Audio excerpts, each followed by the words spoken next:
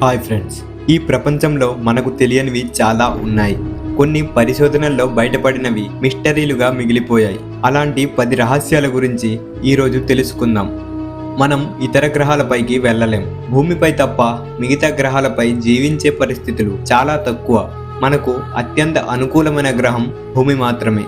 అందువల్ల మనం ఇక్కడ బందీ అయిపోయామని, మరో ఆప్షన్ లేకుండా పోయిందని అనుకునే ఛాన్స్ లేదు. ఎందుకంటే మనం తెలుసుకోవాలంటే తెలియాల్సినవి చాలా ఉన్నాయి. మన భూమిపై ఎన్నో రహస్యాలున్నాయి.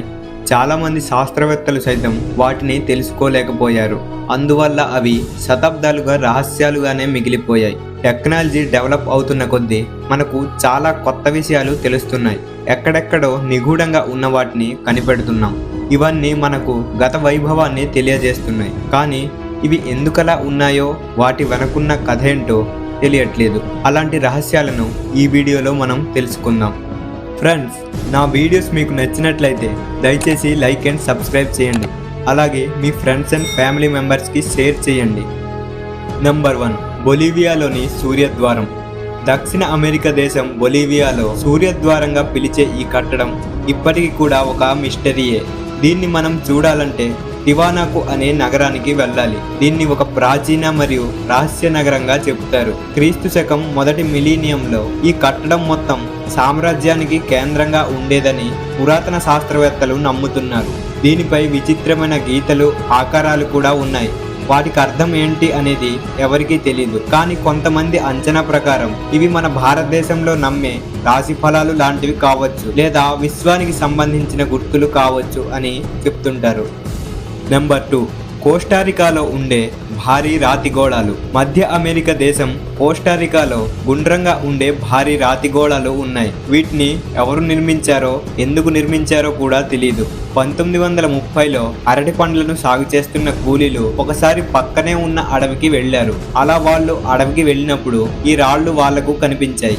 అలా ఈ విషయం అందరికీ తెలిసింది. అయితే కొంతమంది పూజారులు, అక్కడి స్థానికులు ఇవి దైవరాళ్లుగా భావించారు. వీటి మధ్య రహస్య బంగారం ఉంటుందని అన్నారు. కానీ కొన్ని రాళ్లను పగలగొట్టి చూస్తే వాటిలో ఏమీ లేదు.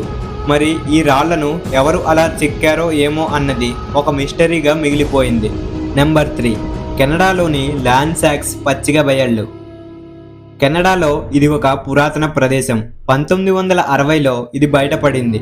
ఈ పచ్చిక బయళ్ళు 1000 ఏళ్ల పురాతనమైనవిగా కార్బన్ డేటింగ్ పరీక్షలో తెలిసింది.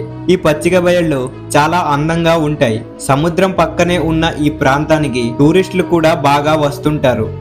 నెంబర్ 4, రాతి యుగపు సొరంగాలు. యూరప్ ఖండంలోని చాలా చోట్ల సొరంగాలున్నాయి. కొన్ని స్కాట్లాండ్ నుంచి టర్కీ దాకా ఉన్నాయి. భూగర్భంలో ఉన్న ఈ సొరంగాలు బయటపడినప్పుడు అందరూ ఆశ్చర్యపోయారు. ఇవన్నీ శిలాయుగపు సొరంగాలే. అయితే అప్పట్లో వేటగాళ్ళు కలుసుకునేందుకు నిర్మించారని భావిస్తుంటారు. మరికొందరు సురక్షితంగా ప్రయాణించేందుకు వీటిని నిర్మించి ఉంటారని భావిస్తున్నారు. ఇంకొంతమంది తీవ్రమైన వాతావరణం నుంచి రక్షణ కోసం నిర్మించి ఉంటారని చెప్తుంటారు. కానీ ఖచ్చితంగా ఎందుకు నిర్మించారో ఎవరికీ తెలీదు. నెంబర్ 5, పాకిస్తాన్లోని మొహెంజోదారో. ఈ అద్భుతమైన నగరం ఎలా అంతరించిందో దశాబ్దాలుగా ఒక మిస్టరీయే. 1922లో భారత పురాతత్వ శాస్త్రవేత్త ఆర్డి బెనర్జీ ఈ నగర పురాతన ఆనవాళ్లు కనిపెట్టారు. సింధు నది దీవుల్లోని ఒక దీవిలో ఈ ఆనవాళ్లు కనిపించాయి. అప్పట్లో అందరి మనసులో ఒకటే ఆలోచన: ఇంత అద్భుతమైన నగరం ఎలా నాశనం అయింది? ఈ నగరంలో నివసించే వాళ్ళు ఏమయ్యారు? ఎన్నో తవ్వకాలు జరిపినా ఈ ప్రశ్నలకు సమాధానాలు దొరకలేదు. అయితే సింధు నది వరదల వల్ల ప్రజలు జల సమాధి అయ్యారా అనే అనుమానాలు ఉన్నాయి. నెంబర్ 6, యోనాగుని జలగర్భ నగరం, జపాన్.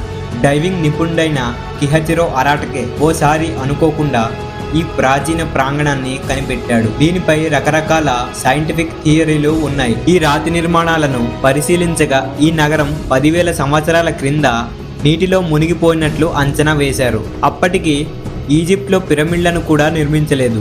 అయితే ఆనాటి ప్రజలు గుహల్లోనే ఉండేవారు. వేర్లు దుంపలు తింటూ బతికేవారు. అప్పటికి వేట కూడా తెలియదు. వాళ్లకు నగరాలను నిర్మించడం కూడా తెలియదు. మరైతే ఈ నగరం ఎవరు నిర్మించారు? ఇది ఖచ్చితంగా ఎప్పుడు మునిగిపోయింది అనేది మిస్టరీగా మిగిలింది. నెంబర్ 7, మోయా పక్షులు. మోయా పక్షులు ఎగరలేవు. వీటికి రెక్కలు కూడా ఉండవు. ఇవి ఒకప్పుడు న్యూజిలాండ్లో ఉండేవి. 1500 సంవత్సరం నాటికి ఇవి అంతరించిపోయాయి. న్యూజిలాండ్లోని మారీ తెగల ప్రజల అంచనా ప్రకారం ఈ పక్షులను మనుషులే చంపేశారు. ఇవి ఒక్కోటి 12 అడుగుల ఎత్తు ఉండి ఏనుగుల్లాగా కదిలేవి. ఇవి 230 కేజీల దాకా బరువు ఉండేవి. ఒకప్పుడు ఈ భూమిపై ఇలాంటివి దాదాపు 25 లక్షల పక్షులు ఉండేవని అంచనా. మరి అన్ని పక్షులు ఎలా అంతరించిపోయాయో అర్థం కాని పరిస్థితి. 20వ శతాబ్దంలో సైంటిస్టులు తవ్వకాలు జరిపినప్పుడు ఈ పక్షుల కాలు లభించాయి.